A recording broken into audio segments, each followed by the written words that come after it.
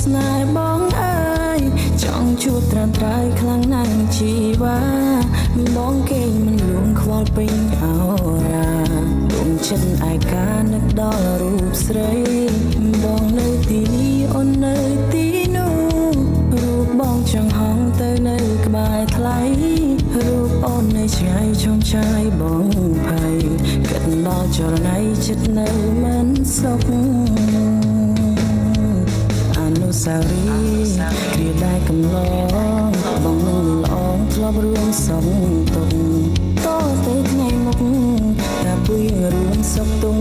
ទៀតបានទេ